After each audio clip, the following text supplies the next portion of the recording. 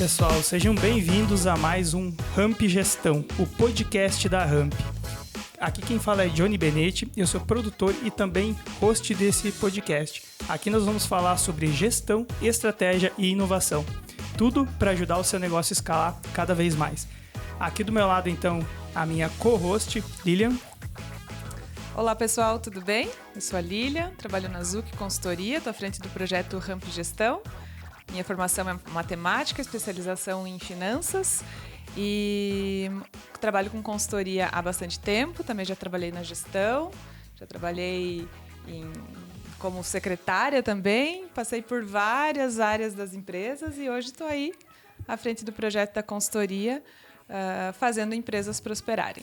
E agora também, Lilian, esqueceu de falar, podcaster. Já superamos o primeiro episódio, então... Agora é um novo já desafio, pode colocar, né, no né? LinkedIn lá. Sobrevivemos. Sobrevivemos. Uma nova aptidão, olha só. Olha só, Já estamos desenvolvendo, né, Johnny? Isso aí. E quem está aqui com a gente para gravar também, mais uma mente e cara da Ramp é o Douglas. Como é que vai, Douglas? Fala, Johnny. Fala, galerinha. Como é que vocês estão? Todo mundo bem?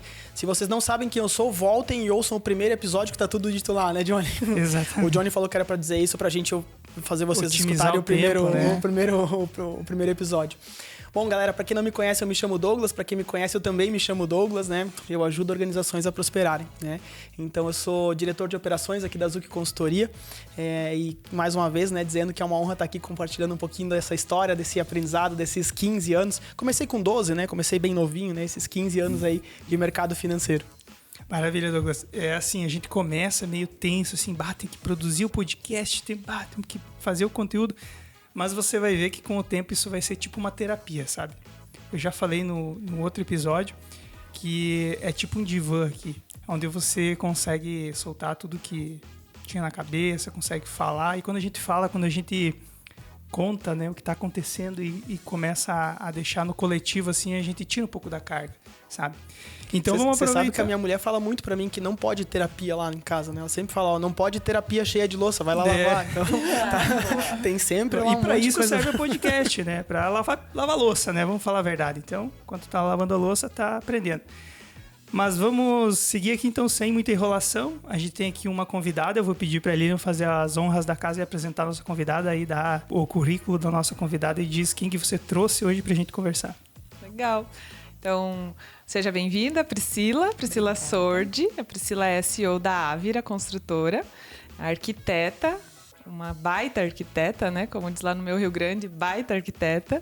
Faz projetos muito legais aqui em Chapecó, projetos com essência, projetos com valor. Não é só um prédio, é um lar, é um ambiente super pensado realmente para as pessoas se sentirem como se estivesse numa casa. O prédio é pensado com ambientes que são a extensão da casa. Então, Priscila, muito obrigada por você ter aceitado o nosso convite. É a nossa primeira convidada externa. Eu fiquei muito feliz com que você aceitou. E hoje vamos conversar um pouquinho sobre a Ávira, sobre a tua experiência na construção civil, na arquitetura, na tua vida pessoal. Fique bem à vontade para compartilhar conosco. Isso aí, eu que agradeço o convite, Lilian, e fico honrada de ser a primeira convidada, ó. Olha só. Inaugurando os convidados do podcast, olha só. Isso aí. Priscila, a gente tem uma pergunta básica, assim, quem é a Priscila na fila do pão? Como é que você se apresenta?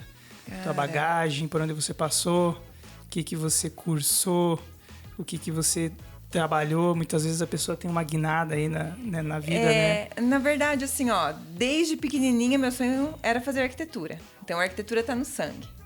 E eu vim do Mato Grosso do Sul, sou pantaneira. Tô aqui há 12 anos, sou importada. Tô aqui há 12 anos e no começo eu vim pra Chapecó pra ganhar dinheiro, vamos ser sinceros, tá? Quem aqui? Mas aí depois deixou de fazer sentido para mim empilhar uma casa em cima da outra. Então eu precisava fazer algo mais pela cidade, pelas pessoas. E foi aí então que a gente reposicionou a marca no mercado e nós começamos a pensar a arquitetura de uma maneira diferente. Realmente, como ela pode impactar e modificar a vida das pessoas, né? Porque afinal de contas, um prédio fica aí por muitos anos, né? E ele transforma a paisagem urbana e transforma a vida das pessoas. E às vezes ele impacta demais. Então, tornar isso mais agradável, o possível, né? Então, essa aí, o objetivo da Ávira, o propósito da gente. Acima de tudo, é um legado não só para a vida de quem mora lá, como um legado para a cidade também. Com certeza, né? Então, vai muito além. Quando você falou isso, sai daquele espectro de commodity, né? Porque empilhar tijolo é commodity, material é commodity, e até mesmo o trabalho começa a virar uma commodity, tipo arquitetura, começa a virar algo comum que todo mundo consegue entregar. E o mínimo que você vai entregar é a engenharia bem feita e a arquitetura minimamente funcional. Aí o que vai além é o que tu tá falando, que é a experiência. Então vai além do que é o comum, além do que além do ordinário, é o extraordinário, é o que vai além do que as pessoas esperam. Exatamente, porque para mim não fazia mais sentido fazer mais do mesmo. Eu olhava pela minha janela e eu via um monte de prédios iguais. Falava, gente, qual que é o sentido disso? O que eu tô deixando para a cidade? Né? O que eu tô deixando para os que vêm depois de mim?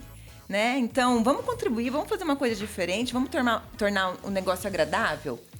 Mas aí a gente também começa a se debater com outros problemas, né? Primeiro desafio que eu encontrei quando eu quis me posicionar de uma forma diferente, fazer prédios diferentes, foi o preconceito. Ah, mas, por exemplo, o primeiro que eu fiz era colorido.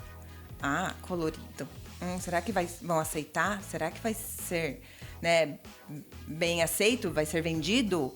Então, assim, você tem que ir toda hora provando e ganhando espaço e mostrando que tem espaço para todo mundo. Por exemplo, quando você decide fazer um prédio diferente, você pode ter certeza que não vai agradar todo mundo. Quando você sai de cima do muro. Porque quando você faz mais do mesmo, você está em cima do muro, né? Você não fede nem cheira. Quando você começa a fazer alguma coisa diferente, você começa a cheirar. E tem quem vai gostar do cheiro e tem quem não vai gostar. Então, tudo isso é um desafio. Mas aí você vai... como é que eu falo? Qualificando também as pessoas que vão comprando. A pessoa tem que se identificar com aquele prédio e para morar lá e para criar, de fato, uma conexão com aquele prédio. Não sei se eu estou conseguindo ser clara. Isso é muito legal, Pri, se você me permite também. Um dos maiores erros que a gente comete quanto empresário é tentar vender tudo para todo mundo. Sabe aquela historinha assim, mas para quem que você vende? Eu vendo para todo mundo, aquele que bater na porta eu vendo.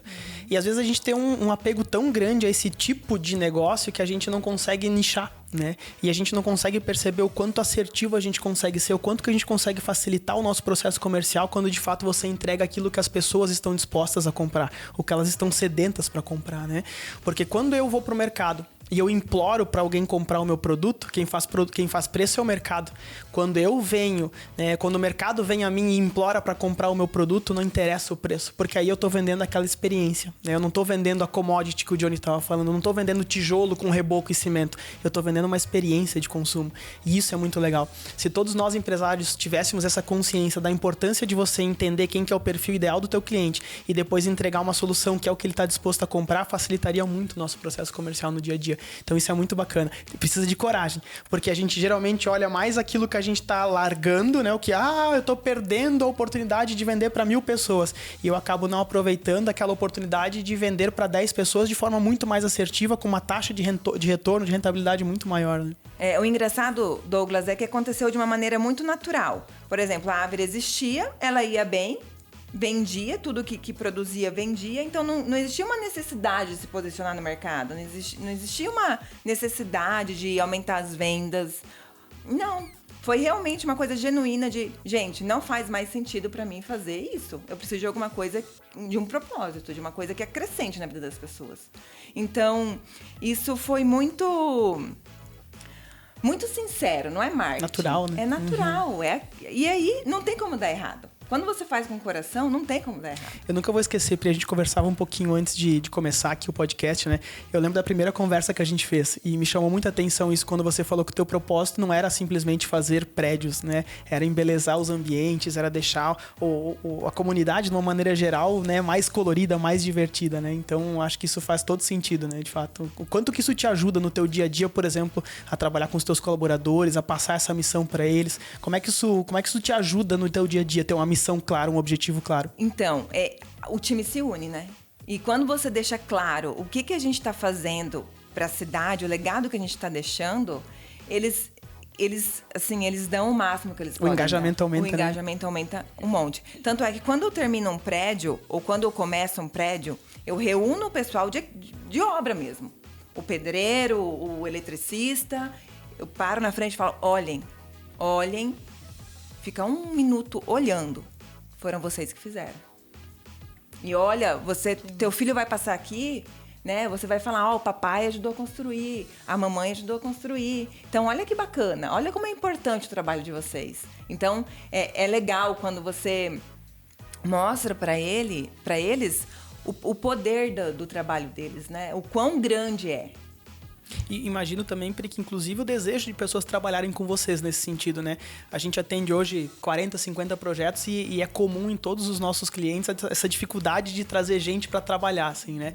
Então, engajamento mais baixo, você não pode dar uma cobrada que se você cobrar o cara já pede a conta, né? E eu imagino que quando você não tá simplesmente fazendo mais do mesmo, quando você faz algo diferente, mais pessoas querem fazer parte disso contigo, né? Então, eu imagino que também tem até uma... Talvez não seja facilidade a palavra, né? Mas imagino que sim, tenha um nível de comprometimento, de satisfação talvez melhor no final, porque o cara não tá fazendo mais do mesmo, ele tá ajudando a construir um bairro mais bonito, um bairro diferente, né? Então... É que todo mundo acho que tem no fundo uma vontade de fazer algo maior, assim, né? E aí quando você mostra isso pra ele, torna nítido isso, daí sim ele se motiva mais, né? E realmente assim, veste a camisa e vai. É claro que... né, num canteiro de obras, tem todo tipo de gente. Então, tem os que se motivam e tem os que não se motivam também, né? Mas, de uma maneira geral, eu acho que funciona muito bem. Eu acho que isso é uma das nossas ferramentas, assim, para realmente manter... Porque tem muita rotação, muita rotatividade de funcionário. Então, uma maneira de tentar diminuir isso é realmente trazer eles e fazer eles participarem e entenderem mesmo que são parte de um processo de uma coisa muito maior. Quando você se posiciona e se diferencia, você está... Não é o mercado que te colocou naquela posição, não é o preço. É você que se posicionou com a tua missão, com o teu valor, com a tua visão. Então você naturalmente vai encontrar pessoas alinhadas com esse propósito. É diferente da marca que faz força para vender, tentando convencer o cliente de que o produto é bom, ao contrário daquela marca que o cliente implora para comprar. Então é mais ou menos esse o diferencial entre o mais do mesmo e aquilo que é uma coisa desejada, digamos assim. O mais do mesmo ele vai ser disputado por preço. Uhum. A última barreira de venda é o preço.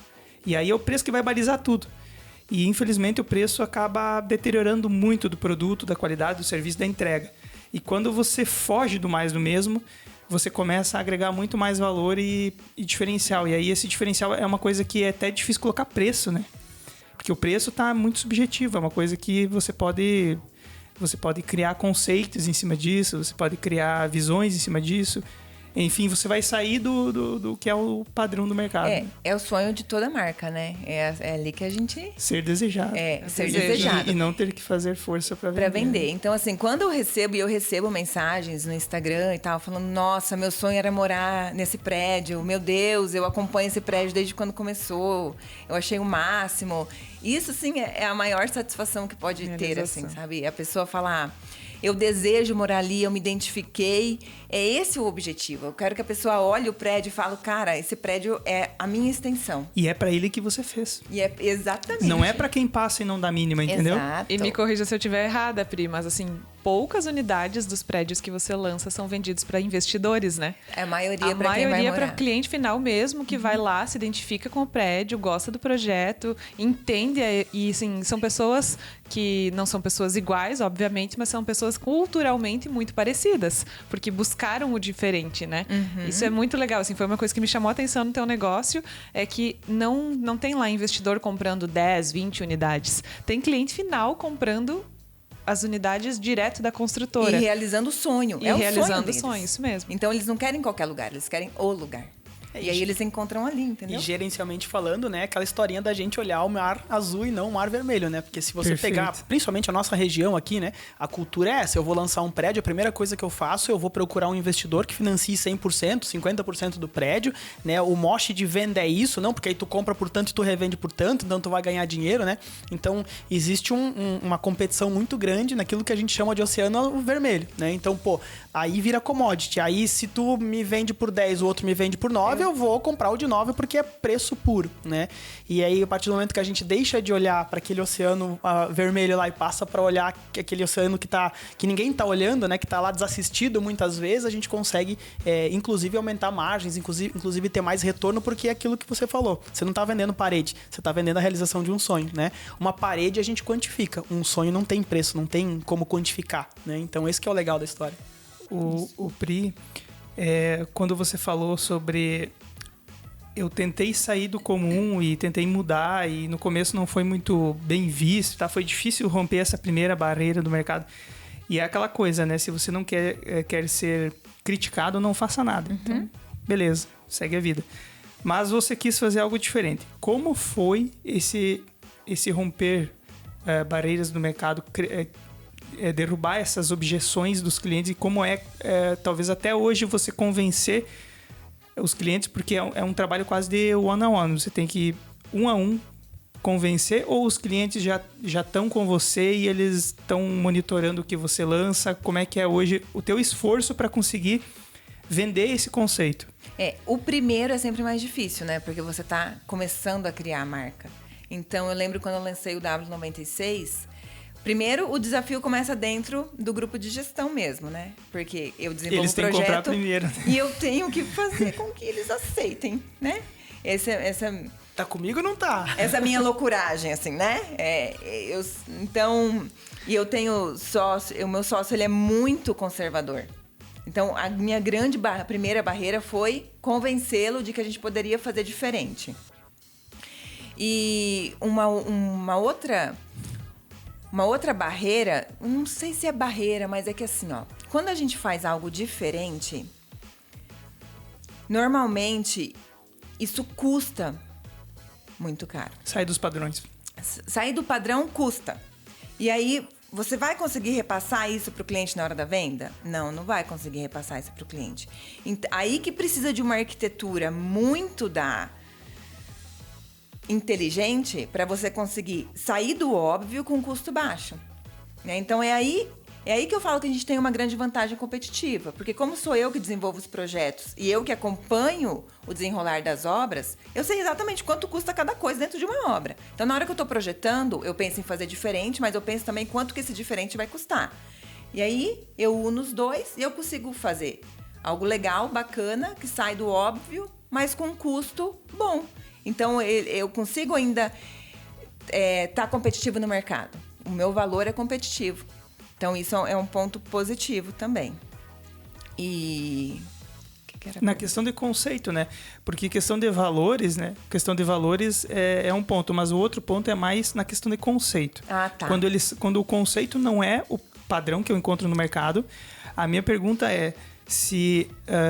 você já tem um mercado que está esperando por uma nova solução, ou você tem que angariar novos clientes para vender essa solução que você idealizou? Tá. Hoje, eu já tenho clientes que me acompanham, que conhecem, que sabem o que é a Árvore. E quando a gente tem um prédio pronto, eles conseguem visualizar o que é aquilo, né? Então, é muito mais fácil. E eu tenho, sim, as pessoas que realmente desejam morar ali, né? Morar num Ávira.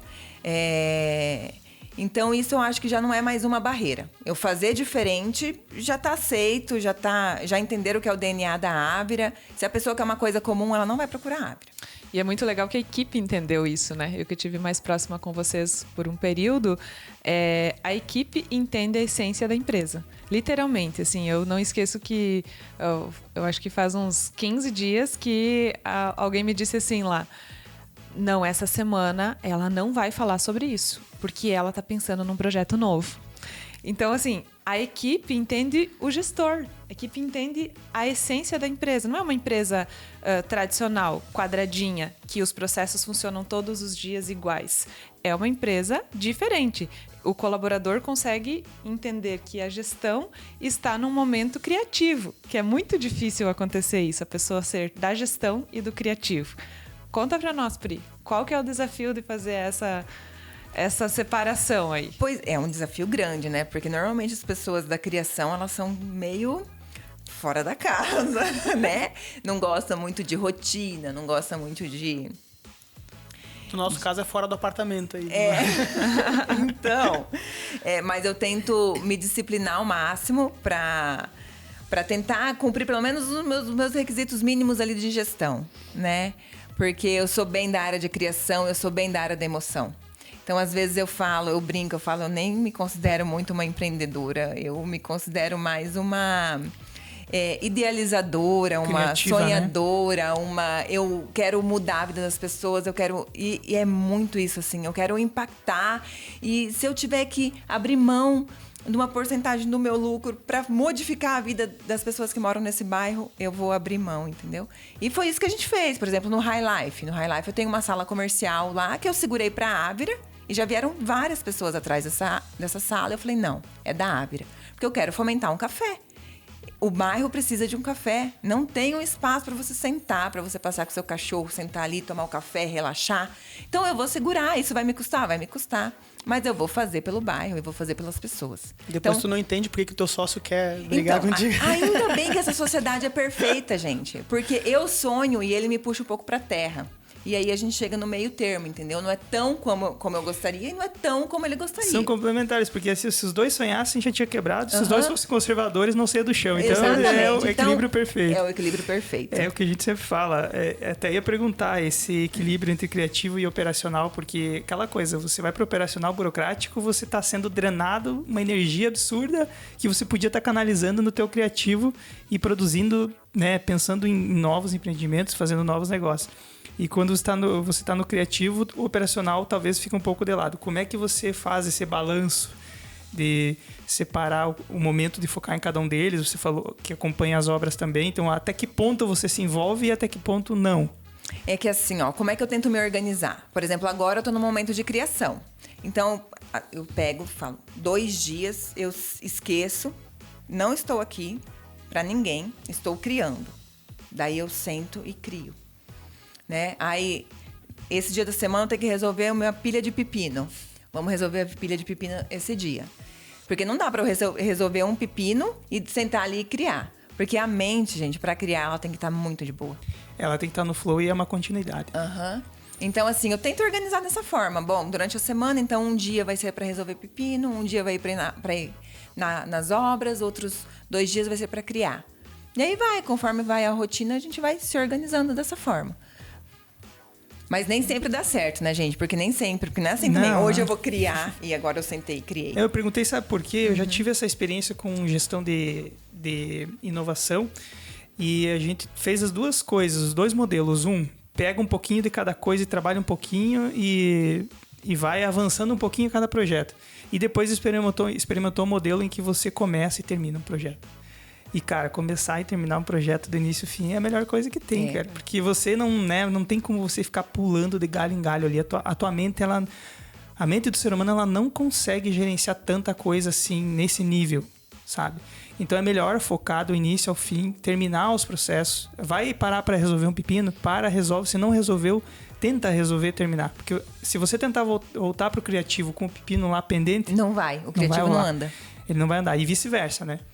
Então, é por isso que eu perguntei, porque eu tinha essa dúvida e pelo que eu experimentei, funciona melhor começar e terminar as coisas, né? Acredito que seja uma... É que assim, por exemplo, o projeto de um prédio, eu costumo dividir ele em etapas. Então, eu faço o primeiro rabisco lá até sair o primeiro estudo. Depois, eu dou um tempo no projeto, porque... dá uma esparecida e tal. Depois de uma semana eu volto e olho para ver se eu ainda tenho a mesma visão sobre aquilo, entendeu? Porque essa é a dificuldade quando você faz o projeto e você mesmo analisa o projeto. Porque se o projeto fosse feito por um terceiro, ele ia chegar para mim, eu ia bater o olho no todos os problemas. Agora eu fiz o projeto, eu vou olhar o projeto e vou falar, isso aqui tá ruim. Eu vou achar que tá tudo ótimo, teu filho né? É perfeito, né? Tudo que eu faço é perfeito, né? Por favor. Aí, então, eu dou tempos no meu processo de criação. Né? É como a concepção de uma ideia, de uma marca, você tem que dar tempo para ela maturar, porque senão ela vai nascer prematura. Não vai funcionar direito. Galera, mais alguma pergunta, uma provocação aí para Pri? Tenho sim. Pri, compartilha com nós quais são os desafios da gestão nessa área que é tão masculina. Você como mulher, arquiteta e gestora de uma construtora. Olha, Lilian, essa pergunta sempre me fazem, né? Acho que as pessoas têm curiosidade, porque realmente é um ambiente extremamente masculino. Só que eu não... Assim, o que eu vou te falar?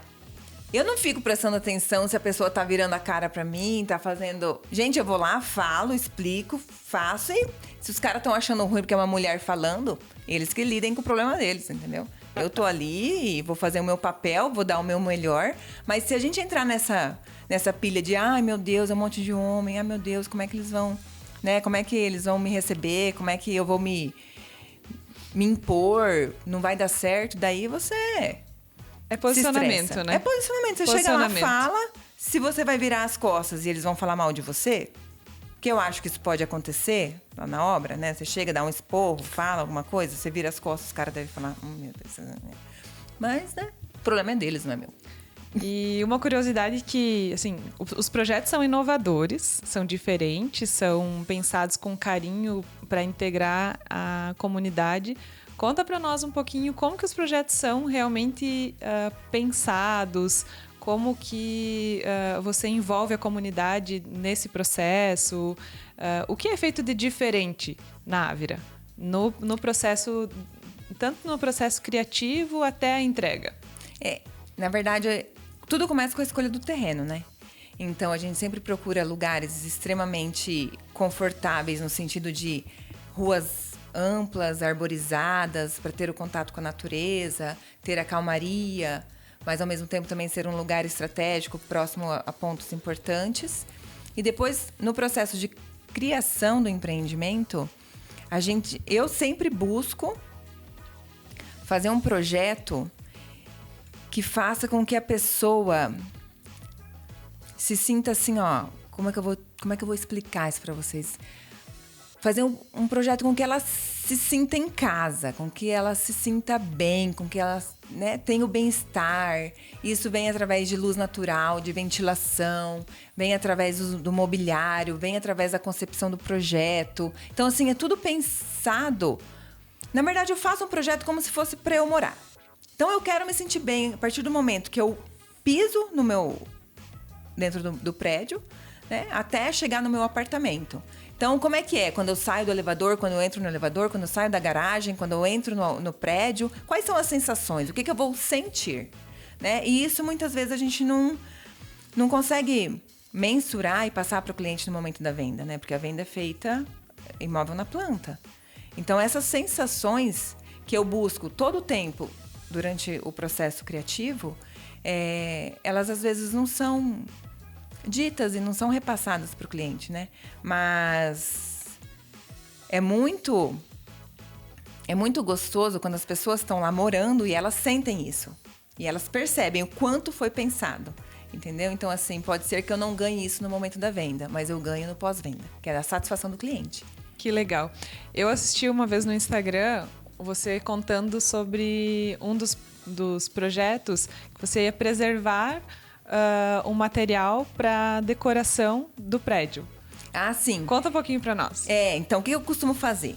Quando eu compro um terreno, né, o terreno normalmente não é um terreno baldio, é um terreno que existia alguma construção ali. E aí, eu gosto de preservar, eu acho importante a gente preservar um pouco da história daquele local, né? Porque existiam outras vidas ali, né? Outras histórias. Então, o que eu faço? Eu escolho alguma coisa daquela construção, né? Pode ser um piso, um revestimento, uma grade, alguma coisa que represente aquilo para eu usar depois no prédio. Então, o último, que foi o Atmos, nós escolhemos o revestimento da cozinha, que é um revestimento 15x15, azulzinho, bem bonitinho. E nós vamos usar no salão de festas. Então, a pessoa vai no salão de festa, vai ver que aquilo tem uma história, que não são coisas vazias, entendeu? O mundo está muito vazio, as pessoas estão muito vazias, os lugares estão muito vazios. Então, vamos colocar alma no prédio. Então, você tem um significado, as coisas não estão lá por nada. Então, esse que é o nosso propósito, né? São prédios com alma. Pri, você fala muito de propósito, né? E a gente sente isso quando você coloca para fora um pouquinho do teu dia a dia, né? Esse propósito, a gente costuma dizer que ele contribui muito para a criação de uma cultura organizacional forte, né? Eu ouvi uma boa esses dias, né? O cara perguntou assim, você é um empresário ou você é um empresidiário, né? Que você não consegue sair da tua empresa nunca, né? E queria que você contasse um pouquinho pra galera que tá ouvindo a gente de como é que foi a experiência de ficar uns diazinhos fora, né? Que você teve uma bebê agora, né? Sim. Recentemente. E, cara, pra gente que é empresário, isso é praticamente impossível, né? E como que ter primeiro um propósito muito bem claro, muito bem definido, te ajudou a construir uma cultura organizacional forte, né? E como isso ajudou a fazer com que as coisas andassem enquanto você não estava lá? Conta pra nós um pouquinho dessa experiência aí. Então, tô com um bebezinho pequenininho, né? Tem 4 meses, a Martina. E realmente eu decidi dar um tempo e focar na criança, né? Só que eu sempre tive isso muito claro na minha cabeça, que a qualquer momento eu pudesse não estar ali, né? E aí? A empresa fecha? Os processos param? Né? Hoje foi a maternidade, mas amanhã pode ser um acidente, né? Então, assim, férias em Cancún, melhor que um acidente. Ah, né? Melhor, né? Férias em Cancún, mas férias em Cancún você ainda pode pegar o celular e resolver algumas coisas, né? Mas assim, vamos pensar num cenário mais trágico. Você não pode mais estar ali, e aí? A tua empresa para? Então, você tem que dar poder para as pessoas tomarem decisões, você tem que instruir, mas você tem que deixar com que elas, né, assumam papéis importantes, né? Papéis de liderança, para a coisa fluir sem você estar ali junto. Eu não sou nada controladora. Você tem essa tarefa, faça essa tarefa, desempenhe da melhor forma. E aí a gente vai ajustando, né? Eu acho que isso é essencial. E o legal do propósito, do alvo bem definido é isso, né? Que a gente escuta bastante isso, né? Pô, mas você tem que mandar o cara fazer 1 milhão de vezes as coisas, não vai, não sai, né? Pô, será que ele não tá vendo, né? E às vezes é difícil pra gente chegar e dizer pro empresário que, olha, ele não tá vendo porque você não tá deixando claro qual que é o alvo, né? Qual que é a missão, qual que é o objetivo, né? Então o legal é isso, né? Você poder ter essa dádiva, essa bênção de ficar uns diazinhos em casa com a Martina, aproveitar ela, né? Tá de corpo e alma presente lá com ela, né? Uhum. Sem estar sofrendo, né? Porque às vezes a gente sai pra uma sexta-tarde que você sai e você já fica com a cabeça totalmente desesperada, né? Será que estão fazendo? Será que não estão? O corpo andando, sai, tá, mas né? a mente fica. Mas daí não adianta, né, gente? Adianta. A gente tem que sair de corpo e mente. Então, por isso que é realmente importante a organização ali para que as coisas fluam de uma maneira boa. É um time com dor de dono, né, Pri? Um time com dor de dono que, às vezes, faz coisas sem autorização, mas pensando em fazer o melhor para a empresa, né? Com certeza. Acho isso essencial, assim. Não é uma equipe passiva. Eu não faço. Não, eu vou lá, resolvo. Não é, não tem ninguém me mandando, eu não vou fazer. Não, eles pegam e fazem. Eles fazem. Porque se a missão tá clara, não vai fazer diferença se foi a Pri que determinou o que fazer ou se foi a pessoa que tem autonomia. Todos sabem onde tem que chegar. Então, ela vai utilizar das skills dela, ela vai fazer da maneira dela, desde que cumpra a missão e que a missão esteja clara, é possível. É ruim quando você contrata alguém e esse alguém não pode executar a tarefa, ou seja, cumprir a missão, a não ser que você diga como ela tem que fazer.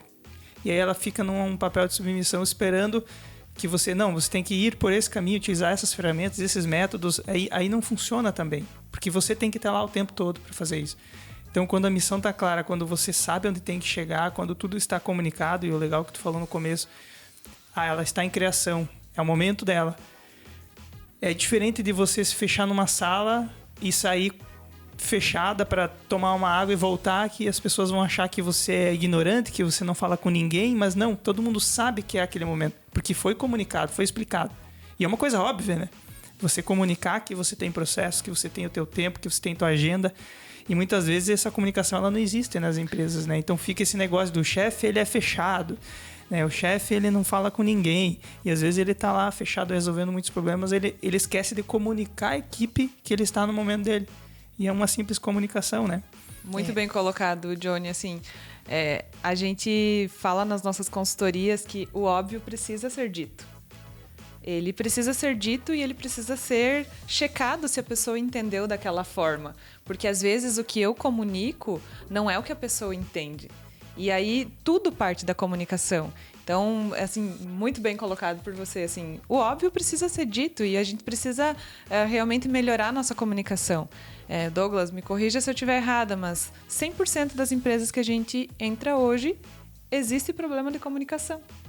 Existem mal entendidos, processos falhos por problemas de comunicação. É o principal problema, é a comunicação. A falta de comunicação ou a comunicação mal feita, né? Eu acho que é o principal problema.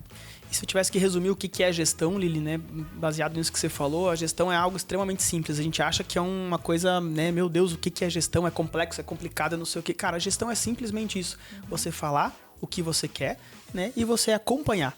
A etapa do acompanhamento é a gestão, né? Porque às vezes também a gente delarga, né, para os colaboradores, né? A gente tem essa mania de delargar, né? E delargar é muito diferente de delegar, né? Delegar é você deixar claro a mensagem, você deixar claro o alvo e você não ser centralizador, que a maioria de nós somos extremamente centralizadores, né? A gente quer que seja feito do nosso jeito. E tem uma frasezinha, né? Se eu não me engano, acho que é do Steve Jobs, que ele fala, né, que a maior loucura nossa é a gente contratar pessoas boas e dizer para elas o que a gente tem, o que ela tem que fazer, né? Você então, traduziu o que eu falei a gestão com a frase... é isso, cara. É você dizer, olha, o alvo é esse aqui. Tá todo mundo alinhado com isso aqui? Né? Eu brinco muito com os meus meninos, né? Eu tenho 2 meninos em casa, um de 2 anos e um de 5. Então, quando a mensagem é importante, eu tenho um cacoetezinho. Você entendeu o que o papai falou? Sim, papai. Então, repete pro papai o que o papai falou agora. Cara, e esse rapport, esse feedback que ele dá ali na hora, ele serve pra gente alinhar, de fato, o nosso alvo. Então, quando o alvo tá alinhado, aí, beleza. Cara, agora se tu quiser ir assim, assado, deitado em pé, de patinete, de bicicleta, te vira. Chegando nesse objetivo aqui, a gente vai conseguir atingir o nosso alvo, o nosso objetivo, né? E a gestão é isso. Durante este processo que ele tá brincando lá, ele tá fazendo essa atividade, eu vou estar supervisionando, vou estar mentorando ele, vou dar algumas dicas, vou dizer, olha, filho, talvez se você for por esse caminho aqui, seja mais fácil, seja menos complicado, menos doloroso, talvez, né? E às vezes não tem, às vezes ele quer cair para aprender. E tudo bem. Né? E a gente, quanto gestor, tem que tomar esse cuidado, né? Que a gente quer levar no colo, né? Quer fazer do nosso jeito, né? A gente falava um pouquinho antes de começar o podcast, né, Johnny, que a gente quer que eles sejam os minizinhos nossos, né? Que sejam um espelho do que a gente é. E a gestão é difícil por causa disso, né? Pelo nosso perfil centralizador, a gente quer puxar pra gente, né? E não faz sentido. Né? Tem que comunicar, ver se entendeu, deixar claro, acompanhar durante o processo, dar suporte, se for preciso, né? Mas deixar a pessoa lá fazer aquilo que a gente espera que ela faça, né? E uma coisa bem importante que a gente às vezes acaba esquecendo, a gente ouve muito sobre inovação, sobre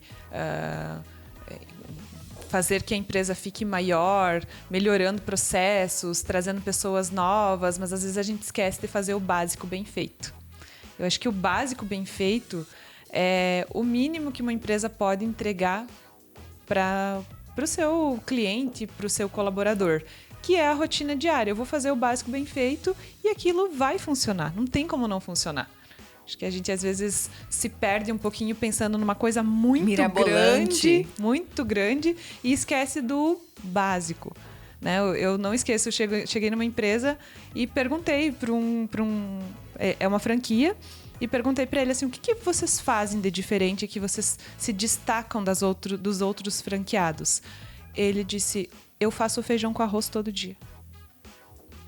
Ponto. Simples assim, né? Simples. E tem uma outra loucura assim que a gente não pensa, né? Mas o cara centralizador, ele jamais vai escalar o negócio dele. Jamais. Porque chega uma hora que você consegue, até vamos lá, tocar 1 prédio, 2 prédios, beleza, eu consigo. Agora imagina eu tocando 50 prédios ao mesmo tempo. Né? Então, o cara centralizador, ele jamais consegue escalar a empresa. Isso é extremamente importante. E a gente, quanto empresário, falha muito nisso. A gente quer que as coisas sejam feitas do nosso jeito sempre. Né? O nosso papel quanto gestor, quanto diretor, quanto CEO, né? Não é fazer, não é executar, não é dizer como tem que ser executado, mas é escolher as batalhas certas que a gente precisa batalhar. É dizer o caminho, é dizer o alvo, né? Dizer, ó, temos que juntos chegar lá. O cara que ele quer centralizar tudo, ele nunca consegue escalar. Porque chega uma hora que começa a escapar das mãos. Né? Tu vai tocar 2, 3, 4, 5 projetos, mais do que isso, independente do que você estiver fazendo, né? Seja um prédio ou seja o teu próprio planejamento estratégico, você não vai conseguir tocar, se for centralizador. Porque precisa sempre da permissão e da chancela. E aí você tá limitado a uma pessoa, funila tudo sempre numa pessoa e você tem um gargalo. E aí, tendo um gargalo, não escapa. E só pra gente finalizar o assunto, né, Johnny? Cara, e aí tu cria aquele funcionário extremamente dependente que a Pri falava antes. Aí o cara vai fazer um risco no projeto. O que ele vai fazer? Pri, eu posso fazer o risco aqui? Pô, tô te pagando pra quê? Né? Aí beleza. Aí eu quero, não tem amarelo fosforescente, eu vou colocar amarelo meio fosforescente. Meu Deus, não deu. Parou tudo. Para. Pri, pode tu trocar de cor? Né? Então tu não cria funcionários que te trazem soluções. Você cria funcionários que te trazem só problema. né? E isso, né, a gente às vezes tem essa mania, né? A culpa é minha, eu coloco em quem eu quiser, né? Ah, mas esse funcionário, mas ele. Cara, isso é perfil do empresário, é perfil do empreendedor. A gente que cria essa cultura dentro da empresa. E o quanto rico pode ser, né? Assim, quando você abre a possibilidade para os colaboradores expressarem e fazerem do jeito deles, né? Porque, assim, cada um tem uma forma de ver. E podem ter soluções tão boas quanto você acha que é sua, entendeu? Então, pode ser muito, muito rico mesmo. Aquela máxima, o conhecimento está disperso na sociedade. Quanto mais a diversidade de pessoas, diversidade de culturas, de vivências, de experiências, mais soluções, mais rico. E as soluções vão ser, muitas vezes, além do que você esperava. Né? Do que você esperava, então elas vão te surpreender. E para finalizar, então, Pri, eu queria fazer uma última pergunta, é uma curiosidade minha aqui, que sou mais da área do design também. Quando você falava sobre o espaço lá, que você conceitua o espaço para a pessoa se sentir bem e tal, você está falando da atmosfera do lugar. Isso. Que é a junção de tudo. É o visual com as sensações, o cheiro, o momento, a construção, o layout, tudo. Nessa concepção, você envolve os clientes, os futuros clientes, envolve o consumidor final nessa concepção, ou ela é puramente uma concepção tua e aí você tem que depois vender esse conceito, vender essa ideia? É uma concepção minha. Puramente tua? Puramente minha. Nossa, é uma responsabilidade... Sim. E é muito difícil vender isso, porque isso não é tangível, né? Então, assim, não tem como você explicar. Então, realmente as pessoas só dão valor... nisso depois que estão morando. Que daí elas conseguem sentir. Porque, né, o sentimento a gente não explica. A gente vai falar... Né? E tu vai conseguir vender depois que vendeu, sabe? Por quê? Porque vai ser mais fácil alguém indicar, porque tá vivendo aquilo, naquele lugar, naquela atmosfera, do que você tentar vender antes. Então, realmente, o início é bem complicado, mas depois que você consegue os primeiros bons clientes, isso tende a se multiplicar naturalmente, né? Isso aí. Maravilha. Então, galera... Pri, agora é o momento de você deixar aí o teu contato, explicar mais sobre o teu negócio, fazer o teu merchan aí. Nós reservamos um espaço para tu aproveitar, que vai passar na TV, né? Então, vai passar na TV, então peraí. Depois eu te mando o Pix aí. É mentira, Pri. Ele não vai mandar. Mas eu sou do financeiro, eu vou mandar sim. Fala do teu negócio aí e fala sobre a Ávira. Então, assim... É isso que eu falei aqui, né? A Ávira, ela é... muito mais do que empilhar uma casa em cima da outra, né? Ela realmente... A gente quer realmente fazer a diferença na vida das pessoas. É o primeiro... O dinheiro é a consequência. Ela não é o objetivo. O dinheiro não é o objetivo. É a consequência. Então, a Ávira quer realmente impactar, quer deixar um legado positivo para a cidade, quer que você... Eu quero que as pessoas cheguem no Jardim Itália, eu quero transformar o Jardim Itália. Eu quero que as pessoas cheguem no Jardim Itália e que elas gostem de estar lá, que elas gostem de observar, que elas gostem de caminhar, que elas se sintam bem. Eu quero que a pessoa que chegue de fora de Chapecó passe pelo Jardim Itália e fale, nossa, que bacana esse bairro. Como já aconteceu, né? Eu já tive relatos de um cara que veio de fora aqui dar uma palestra... E um conhecido meu estava dirigindo e ele falou, nossa, esse tipo de empreendimento aqui em Chapecó? Né? Então, assim, que realmente chame atenção, que seja um bairro onde as pessoas possam ser aquilo que elas queiram ser, entendeu? Que as pessoas se identifiquem, que as pessoas vivam. A Ávira é isso, a Ávira é a realização de um sonho. Experiência pura, né? Maravilha. Ficou péssimo isso. Não, mas isso a gente dá uma acelerada, fica bom. Maravilha. Como é difícil na hora que eu quero pra falar. É difícil, né? Fazer o pitch do negócio. Esse é o pitch do negócio. Fazer o pitch. Eu tenho que treinar. Eu quero esse comprar pitch. e você tem que me vender agora. Mas assim, se tu quiser refazer, tranquilo, a gente... Eu acho que ficou tão bom. Eu acho que ficou bom, porque... Ficou com emoção mesmo. E eu te digo, o silêncio também é falar. Então, quando você tá dando pausas ali, fica bom. Isso fica bom. É o teu sentimento. Tá ótimo. Muito Maravilha, obrigado. Então. E é isso aí. Então, a gente a gente se despede desse segundo episódio, cada vez com mais experiência, né, Lilian? Obrigado por trazer a Priscila para conversar. Acho que conectou com algumas coisas que eu também já passei. E a gente fica por aqui nesse episódio. Agradece teu tempo, né? A gente tá fazendo isso aí quase praticamente depois do horário. Então, aquela máxima, né, Douglas? Enquanto a gente não tá trabalhando, a gente tá gravando, né? Então... Aqui para descansar a gente quebra pedra, então tá bem tranquilo. Então, tá. Pri, obrigada mesmo por ter aceitado o nosso convite. Obrigada de coração. Eu que agradeço, gente, a oportunidade. Eu gosto tanto de falar da Ávira, de falar do que eu penso, do que eu quero, do que eu desejo, do que eu almejo para essas pessoas. E eu fico muito grata aí pela chance, pela oportunidade. Eu que agradeço novamente. Foi bem prazeroso, bem divertido. E já te falei isso, te admiro demais tua empresa. Parabéns. Obrigada. Isso aí, galera. Então, assim a gente fica no segundo episódio. Até a próxima. Valeu! Até mais, galera.